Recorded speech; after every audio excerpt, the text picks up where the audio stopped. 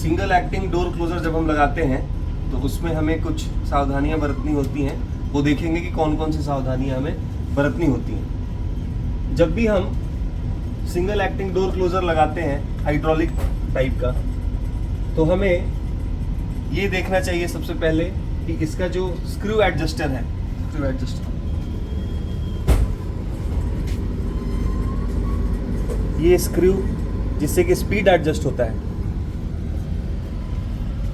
ये हमेशा हिंज के साइड में होना चाहिए। ये डोर हिंज है। और पहला, दूसरा ये कि डोर हिंज से लगभग 6 इंच की दूरी पे जो डोर क्लोजर का मिडिल पॉइंट, ये जो पॉइंट है वो होना चाहिए। तीसरा, जो डोर क्लोजर की पट्टी है, डोर क्लोजर की पट्टी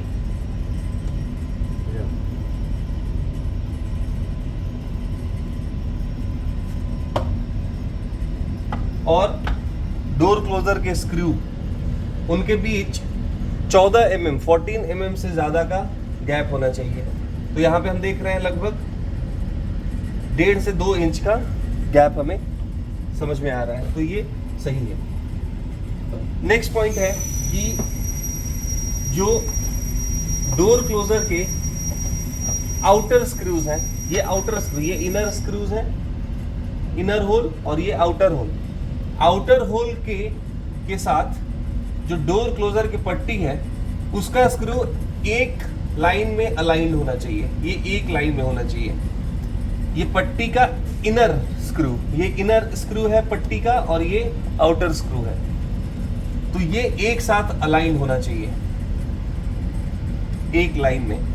ये सब बातें जब हम ध्यान रखते हैं तो हमारा डोर क्लोजर का जो इंस्टॉलेशन है वो प्रॉपर होता है और डोर क्लोजर हमारा प्रॉपरली वर्क करता है, जल्दी खराब नहीं होता है। और कुछ बातें हमें ध्यान देनी चाहिए जिसके चलते डोर क्लोजर में बहुत ज़्यादा समस्याएं आ रही हैं। वो है कि डोर क्लोजर को कभी भी स्ट्रेच्ड कंडीशन में नहीं रखना है। जैसे डोर क्लोजर अगर इंस्टॉल्ड है तो दरवाजे को खुला करके उसमें हुक नहीं लगाना है, दरवाजे में किसी प्रकार की रस्सी लगा के उसको खुला नहीं छोड़ना है। अगर यूज हो तो उसको बार बार खोल सकते हैं, बार बार वो स्वयं बंद होगा।